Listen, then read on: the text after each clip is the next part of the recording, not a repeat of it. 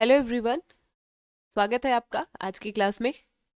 और आज हम एमसीक्यू जो करेंगे उससे रिलेटेड टॉपिक रहेगा एनिमल्स एंड प्लांट्स। तो जब आप अपने सिलेबस को देखेंगे, सिलेबस में जो पहला ही टॉपिक है फैमिली एंड फ्रेंड्स, तो उसके सब थीम के रूप में आपको एनिमल्स एंड प्लांट्स देखने को मिलते हैं। तो इससे रिलेटेड हम एमसीक्यू को करेंगे। आज क्लासेस रिकॉर्डेड मिल रही है, बट कोई नहीं, आप लोग अच्छे से क्वेश्चन आंसर करेंगे। और साथ में अगर कोई भी आपको दिक्कत होगी तो आप कमेंट बॉक्स में अपने क्वेश्चन या जो भी डाउट्स रहेंगे आप वहाँ पे पूछ सकते हैं। तो चलिए मूव करते हैं अपने क्वेश्चन पे। फर्स्ट क्वेश्चन आपकी स्क्रीन पर आ चुका है। बताना है पक्षियों के संबंध में निम्नलिखित कथनों को पढ़िए, जो गलत है उसे चुने। ठीक है, यानी कि पहले हमें क्या करना है, पूरे स्टेटमेंट्स को पढ़ना है और फिर इसमें से जो इनकरेक्ट स्टेटमेंट है उसे सेलेक्ट करना है। तो ऑप्शंस पढ़ लेते हैं। ऑप्शन ए है पंख पक्षियों को उड़ने में मदद करते हैं। बी ऑप्शन दिया गया है पक्षियों के भारी अस्थि कंकाल होते हैं। सी ऑप्शन दिया गया है पक्षियों का शरीर नाव के आकार का होता है जो उन्हें उड़ने में सक्षम बनाता है। एंड डी ऑप्शन दिया गया है संतुलन और ब्रेकिंग गति दोनों को बनाए रखने के लिए टेल फेदर का उपयोग स्टीयरिंग के लिए किया जाता है। ठीक है, यानी कि जो पक्षियां होती हैं उनकी जो पूंछ वाले फेदर होते हैं उसके बारे में यहाँ पे दिया जा रहा है कि वो एक तरीके से संतुलन और एक तरीके से वो ब्रेक लगाने के लिए काम आते हैं। ठीक है, तो बताएंगे कौन सा स्टेटमेंट इसमें रॉन्ग है। देखिए, अगर हम एक कंपेरिजन करें ना कि हमारे पास भी पंख होते तो शायद हम भी उड़ जाते, नहीं, ऐसा नहीं हो सकता। हमारे पास अगर पंख होते तो भी हम नहीं उड़ सकते थे। ऐसा क्यों? क्यों, देखिए बहुत सारे पक्षी ऐसे हैं ना, जैसे शुतुरमुर्ग के बारे में आप सुने होंगे। ठीक है, उसके पास क्या है, शुतुरमुर्ग बोलते हैं, शुतुरमुर्ग। ठीक है, उसके पास क्या है कि पंख तो है लेकिन उड़ क्यों नहीं पाता वो। अब बोलेंगे हैवी उसकी शरीर है, मतलब वो बहुत बड़ा है इसलिए। ये तो एक रीजन है ही, लेकिन एक बहुत बड़ा इसका रीजन ये भी है कि उनकी जो अस्थि है, ठीक है, यानी कि उनके जो बोन होते हैं, स्केलेटन जो होते हैं, वो पूरी तरीके से हैवी होते हैं। और हैवी होने के कारण, यानी कि अस्थियां अगर भारी हैं तो कोई भी पक्षी उड़ने में असक्षम हो सकता है। ठीक है, यानी कि उनके जो बोन्स होते हैं वो खोखले होते हैं। ठीक है, खोखले होते हैं, वो भारी नहीं होते हैं हमारी हड्डियों की तरह। ठीक है, चलिए नेक्स्ट क्वेश्चन पर मूव करते हैं। सेकंड क्वेश्चन पर आ जाएंगे। अगला क्वेश्चन पूछा गया है निम्नलिखित में से कौन सा पक्षी पेड़ के तने में छेद करके अपना घोंसला बनाता है। ऑप्शन ए है गौरैया, बी ऑप्शन है कौवा, सी ऑप्शन है ठठेरा या जिसे हम कटखोरा कहते हैं, एंड डी ऑप्शन है चपरासी, पिजन। देखिए यहाँ पे पिजन का मतलब चपरासी नहीं होना चाहिए। ठीक है, कबूतर आप लिख लेंगे। ठीक है, चलिए तो बताएंगे करेक्ट आंसर क्या होगा। करेक्ट आंसर क्या होगा, चलो भाई। तो एक नॉर्मल सी चीज आप जान लो कि जो जब छेद करके बनाने की बात कही जा रही है, ठीक है, किसी भी तने में छेद करके बनाने की बात कही जा रही है, होल करने की बात कही जा रही है, तो हमारे माइंड में एक कॉमन सा सेंस आना चाहिए कि जाहिर सी बात है कि उस पक्षी की जो कह सकते हैं कि चोंच होगी वो कुछ नुकीली होगी। ठीक है, कुछ इस टाइप की होगी। तो आप देखो ना, गौरैया, कौवा, इनके चोंच नुकीले तो होते हैं लेकिन इस तरह के नहीं होते हैं कि वो पूरा छेद कर पाए, बहुत छोटे इनके होते हैं वो चोंच। ठीक है, यानी कि जो बड़े चोंच वाले जो पक्षी होंगे वो किसी भी तने में छेद कर सकते हैं। ठीक है, तो करेक्ट आंसर क्या हो जाएगा, करेक्ट आंसर है ऑप्शन सी कॉपर स्मिथ, या जिसे हम ठठेरा या कटखोरा कहते हैं। आप एनसीईआरटी में देखेंगे तो एनसीईआरटी में छोटा बखता ऐसे करके, बंखता, छोटा बंखता के नाम से आपको नाम मिल जाएगा। ठीक है, बंखता, ये भी नाम आपको वहां पर देखने को मिल जाएगा। ये तीनों एक ही पक्षी का नाम है। ठीक है, कुछ इस तरीके से देखने पे वो लगता है, ये इसका चोंच थोड़ा बड़ा होता है। ठीक है, और बड़े आसानी से ये पेड़ में होल कर सकता है। चलिए नेक्स्ट क्वेश्चन पर आ जाते हैं। अगला क्वेश्चन थर्ड नंबर का क्वेश्चन पूछा गया है निम्नलिखित में से किस पक्षी के पैर शिकार पकड़ने के लिए होते हैं। ऑप्शन ए है गौरैया, बी ऑप्शन है चिड़िया या हम्बिंग बर्ड हम कहते हैं, ठीक है। हम हम्बिंग बर्ड, यहाँ पे इसका हिंदी ट्रांसलेशन आप लोग ध्यान मत दो, हम्बिंग बर्ड उसे नॉर्मल हिंदी में भी कहा जाता है। सी ऑप्शन है कौवा एंड डी ऑप्शन है गिद्ध। तो बताएंगे करेक्ट आंसर क्या होगा। देखो, शिकार पकड़ने की बात कही जा रही है। वैसे नॉर्मली हम सभी पक्षियों को देखते हैं कि वो क्या करते हैं कि शिकार, या ऐसा नहीं है कि वो रोटी पका के खाते हैं, वो किसी न किसी को, किसी जानवर को, किसी कीड़े मकोड़े को वो उठा के खाते हैं, ठीक है। गौरैया है, ये भी इनको उठाएगी खाएगी चोंच के माध्यम से। लेकिन ये इतने हैवी नहीं होते कि इनको पकड़ने के लिए मजबूत पैरों की जरूरत होती है, ठीक है। गिद्ध, इसका जो करेक्ट आंसर है, ईगल जिसे हम कहते हैं, करेक्ट आंसर ऑप्शन डी होगा। गिद्ध एक ऐसा पक्षी है, आप इस इमेज के थ्रू समझ सकते हैं, जो बड़े से बड़े हैवी, अगर कोई बड़ा शिकार कह सकते हैं, शिकार है उनके पास ना, तो बड़े आसानी से इन पैरों के माध्यम से वो उसे क्या कर सकते हैं, कैच कर सकते हैं, ठीक है। और ये देखो, इनके जो चोंच होते हैं वो इतने ज्यादा नुकीले होते हैं ना कि वो किसी भी जानवर को बड़े आसानी से खा सकते हैं। चलिए नेक्स्ट क्वेश्चन पर आ जाते हैं, 4th नंबर का क्वेश्चन। अगला क्वेश्चन क्या पूछा गया है, जानवरों के बारे में निम्नलिखित में से कौन सा तथ्य गलत है, ठीक है। यानी कि इनकरेक्ट स्टेटमेंट या इनकरेक्ट फैक्ट हमें बताना है। ऑप्शन ए है सांप बहरे होते हैं और उनके पैर नहीं होते। बी ऑप्शन क्या दिया गया है, व्हेल और डॉल्फिन प्रतिध्वनि के माध्यम से अपने भोजन का पता लगाती हैं। सी ऑप्शन दिया गया है मेढक, और मेढक, यहाँ पे मेढक मेढक हिंदी में दिया गया है, लेकिन आप इंग्लिश देखोगे तो मेढक को फ्रॉग दिया गया है। एंड टोड, यानी कि जो उनके बच्चे होते हैं, लिव ओनली इन वाटर, से पानी में रहते हैं, ऐसा लिखा गया है, ठीक है। हिंदी ट्रांसलेशन में थोड़ा सा ध्यान दीजिएगा कि मेढक सिर्फ, ये कहा गया है कि सिर्फ पानी में रहते हैं। एंड डी ऑप्शन लिखा गया है कि जो रेप्टाइल्स होते हैं ये रेंग सकते हैं, ठीक है, ये रेंग सकते हैं। तो बताएंगे कि कौन सा स्टेटमेंट रॉन्ग है। देखिए, बरसात के दिनों में हम मेढक तो देखते हैं ना कि वो सड़क पे भी आ जाते हैं, मतलब सड़क पे कहने का मतलब कि कहीं आपको वो बाहर भी नजर आते हैं, ओनली पानी में ये परमानेंट रहने वाले नहीं है। यानी कि मेढक एक ऐसा जानवर है जो पानी में भी रहता है और जमीन पे भी रहता है, ठीक है। तो ये स्टेटमेंट जो है वो इनकरेक्ट है। चलिए नेक्स्ट क्वेश्चन पर आ जाते हैं, 5th नंबर के क्वेश्चन पर, और ये बहुत ही ज़्यादा इम्पॉर्टेंट क्वेश्चन है आपके एग्जाम के लिए, आप इसे जरूर नोट डाउन करिएगा।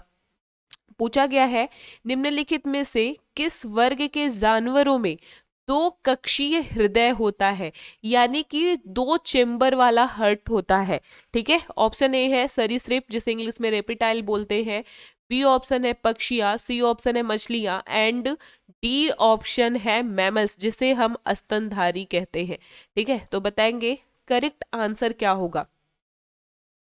एक चीज आप जान लो कि जो उभयचर होते हैं, ठीक है, उभयचर, उभयचर कहने का मतलब कि जो पानी में भी रहते हैं और साथ में जो जमीन पर भी रहेंगे, यानी कि स्थल पर भी रहेंगे।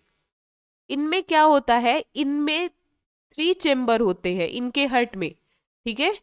इनके हार्ट में कितने चेम्बर होते हैं, 3 चेम्बर होते हैं। और जो सरीसृप होते हैं, ठीक है, यानी कि जो रेप्टाइल्स होते हैं, इनमें भी क्या होते हैं, 3 चेम्बर होते हैं। रेप्टाइल्स में भी कितने चेम्बर्स होते हैं, 3 चेम्बर्स होते हैं, ये चीज आप याद रखेंगे। मगरमच्छ, ठीक है, मगरमच्छ क्रोकोडाइल एक ऐसा जानवर है जिसको आप छोड़ देंगे, वो अपवाद है, ठीक है। अब आप लोग कमेंट करके बताना कि मगरमच्छ के हार्ट में कितने चेम्बर होते हैं, ठीक है। बाकी इसके बाद अगर हम देखें पक्षियों के बारे में, अगर हम देखें तो पक्षियों के हार्ट में 4 चेम्बर होते हैं। कितने चेम्बर होते हैं, 4 चेम्बर होते हैं, ये याद रखेंगे। अब स्तनधारी की बात करें तो हम खुद अगर जाने, स्तनधारी क्या होता है भाई, मैमल्स होते हैं। मैमल्स मतलब क्या होता है कि जो बच्चे को जन्म देते हैं, ठीक है, जो बच्चे को जन्म देते हैं, इनमें भी 4 चेम्बर होते हैं, ठीक है, 4 चेम्बर होते हैं। तो यानी कि कह सकते हैं बर्ड्स में एंड मैमल्स में कितने चेम्बर होंगे, 4 चेम्बर होंगे। रेप्टाइल्स में 3 चेम्बर होता है। तो एक ही हमारे पास ऑप्शन बचता है, ऑप्शन सी, और ये बिल्कुल हमारा करेक्ट आंसर है। जो फिश होती है, जो मछलियाँ होती हैं, ठीक है, इनमें ओनली 2 चेम्बर होते हैं, ठीक है, इनके हार्ट में ओनली 2 चेम्बर होते हैं। चलिए नेक्स्ट क्वेश्चन पर आ जाते हैं, अगले क्वेश्चन पर, 6th नंबर का क्वेश्चन, और बहुत ही ज़्यादा इंपॉर्टेंट क्वेश्चन। देखिए जितने भी क्वेश्चन कराए जा रहे हैं ना, बहुत ही अच्छे तरीके से ढूंढ के कराए जा रहे हैं, जो बहुत ही ज़्यादा इंपॉर्टेंट है आपके लिए। तो जो भी नई चीज़ें मिल रही हैं उसे नोट डाउन करते चलो आप। क्या पूछा गया है, निम्नलिखित में से कौन पौधों को जंतुओं से अलग करता है। यानी कि इसमें हमें एक डिफरेंट बताना है जो एनिमल्स एंड प्लांट्स में हमें देखने को मिलता है। ऑप्शन ए है श्वसन और प्रजनन। हमें बहुत अच्छी तरीके से पता है कि पौधे और जानवर दोनों श्वसन करते हैं और प्रजनन भी करते हैं। बी ऑप्शन है माइट्रोकॉन्ड्रिया एंड एस्ट्रोसोम। सी ऑप्शन है क्लोरोफिल एंड रिक्तिका। डी ऑप्शन है नाभिक और कोशिका झिल्ली। तो भाई हमें कुछ नहीं पता, हमें माइट्रोकॉन्ड्रिया नहीं पता, हमें सेंट्रोसोम नहीं पता, हमें नाभिक नहीं पता, लेकिन क्लोरोफिल तो पता है। ठीक है, क्लोरोफिल तो पता है और हमें बहुत अच्छी तरीके से पता है कि ये पौधों में होता है, जानवरों में नहीं होता। ठीक है, तो करेक्ट आंसर क्या हो जाएगा? करेक्ट आंसर ऑप्शन सी होगा। ठीक है, ज्यादा पढ़ने की जरूरत नहीं है, नॉर्मल सी चीज अगर आप क्लोरोफिल को पकड़ोगे तो अपने आप आपको आंसर क्लियर हो जाएगा। नेक्स्ट क्वेश्चन पर आ जाते हैं, 7th नंबर का क्वेश्चन। अगला क्वेश्चन क्या पूछा गया है, पत्तियों के कार्यों के बारे में निम्नलिखित में से कौन सा वाक्य सही नहीं है, कौन सा स्टेटमेंट रॉन्ग है, हमें ये बताना है। ऑप्शन ए है पत्तियां पानी और भोजन को स्टोर कर सकती हैं। ठीक है, ए ऑप्शन दिया गया है। बी ऑप्शन दिया गया है पत्तियों में पानी और पोषक तत्वों को ले जाने के लिए छोटी पाइपें होती हैं। ठीक है, सी ऑप्शन है कुछ पौधों की पत्तियां जनन में सहायक होती है, प्रजनन में मतलब एक तरीके से हम कहें तो सहायक होती हैं। एंड डी ऑप्शन है क्लोरोफिल रहित पत्तियां प्रकाश संश्लेषण द्वारा भोजन बनाती हैं। ठीक है, तो बताएंगे करेक्ट आंसर क्या होगा। क्लोरोफिल रहित कहने का मतलब है कि ऐसी पत्तियां जिसमें क्लोरोफिल नहीं होता है। ठीक है, तो बताएंगे करेक्ट आंसर क्या होगा। देखिए इस क्वेश्चन का करेक्ट आंसर है ऑप्शन डी, जो क्लोरोफिल रहित पत्तियां होती हैं वो प्रकाश संश्लेषण के द्वारा भोजन नहीं बनाती हैं। ठीक है, अब कैसे बनाती हैं मैं सभी बच्चों के आंसर कमेंट बॉक्स में देखना चाहती हूँ। क्लोरोफिल रहित कहने का मतलब कि जो पत्तियां हरी नहीं होंगी। ठीक है, तो एक बार आप लोग कमेंट करके बताना कमेंट बॉक्स में कि जो पत्तियां हरी नहीं होती हैं वो अपने भोजन को कैसे बनाते हैं, वो अपने भोजन को कैसे बनाते हैं। नेक्स्ट क्वेश्चन पर आ जाते हैं। अगला क्वेश्चन 8 नंबर का क्वेश्चन, बहुत ही आसान सा क्वेश्चन है। पूछा गया है पत्तियों का हरा रंग किसकी उपस्थिति के कारण होता है। ऑप्शन ए है शर्करा जिसे हम ग्लूकोज कहते हैं। बी ऑप्शन है नाइट्रोजन। सी ऑप्शन है क्लोरोफिल एंड डी ऑप्शन है ऑक्सीजन। तो बताएंगे करेक्ट आंसर क्या होगा। चलो भाई, तो एक नॉर्मल सी चीज जान लो, करेक्ट आंसर है ऑप्शन सी, क्लोरोफिल के कारण ही पत्तियां क्या होती हैं, हरी होती हैं। अगले क्वेश्चन पर आ जाते हैं। अगला क्वेश्चन 9th नंबर का क्वेश्चन, ये भी बहुत ही आसान सा क्वेश्चन है। पौधों का कौन सा भाग पानी को वाष्पित करता है, इवापोरेट करता है। ठीक है, ऑप्शन ए है रंध्र जिसे हम स्टोमेटा बोलते हैं। बी ऑप्शन है फ्रूट।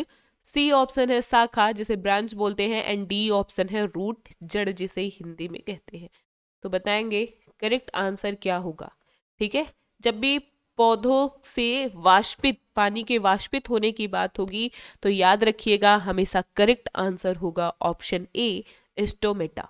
ठीक है, मतलब हमेशा ऑप्शन ए नहीं सही होगा, जहां पर भी स्टोमेटा लिखा रहेगा वो ऑप्शन आपका करेक्ट हो जाएगा।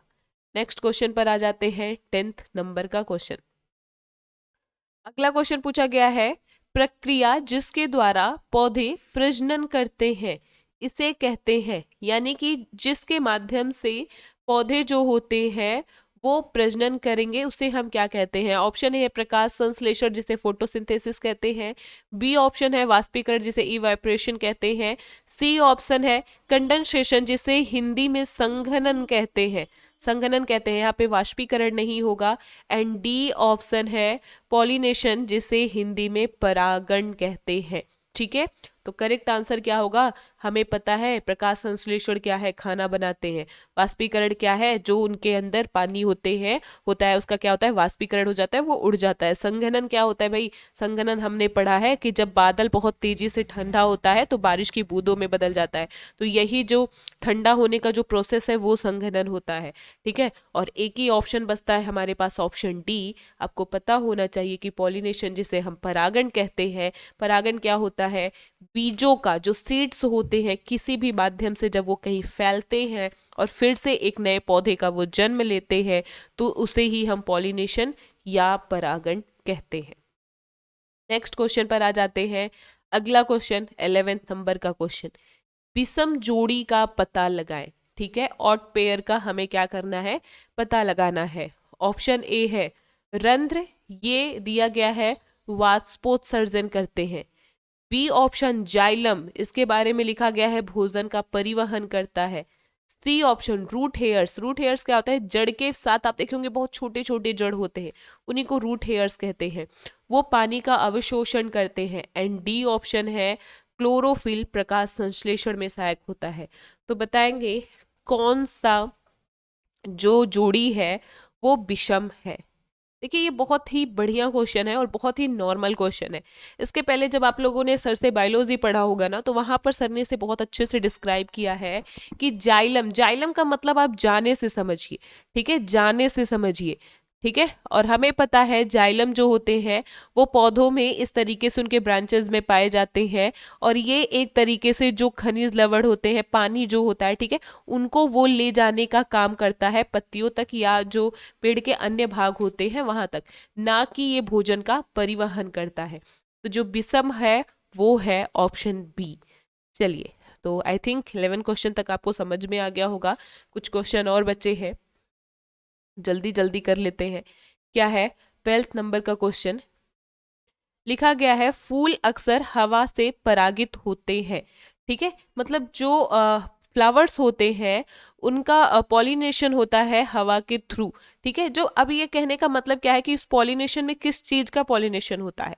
ऑप्शन ए है बड़ा और पंखदार कलंक, यहाँ पे कलंक कहने का मतलब स्टिग्मा से है। स्टिग्मा क्या होता है अभी बताएंगे। बी ऑप्शन है, देखिए कलंक ये हिंदी में इसका ट्रांसलेशन दिया गया है, इसके लिए मत परेशान हुइएगा। बी ऑप्शन है लंबे पुंकेसर और स्त्री केसर। सी ऑप्शन है पराग कणों की कम संख्या। एंड डी ऑप्शन है कम उजागर पराग कोष। तो बताएंगे करेक्ट आंसर क्या होगा। अगर फ्लावर के जो पार्ट्स आप पढ़े होंगे तो उसमें आप लोगों ने पढ़ा होगा। देखिए इस क्वेश्चन का करेक्ट आंसर है ऑप्शन ए, बड़ा और पंखदार स्टिग्मा जिसे हम कहते हैं। स्टिग्मा मतलब होता है वर्तिकाग्र। ठीक है, वर्तिकाग्र, इस चीज को आप जान लो। ठीक, तो करेक्ट आंसर ऑप्शन ए होगा इसका।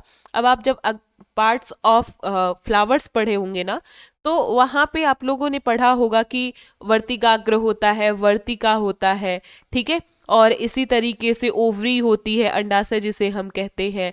फिर ऐसे बहुत सारे पार्ट हैं जो फूल के अंदर होते हैं, लेकिन उसमें स्त्री केसर क्या होता है, यानी कि हम कह सकते हैं कि जो उनके प्रजनन में सहायक होता है।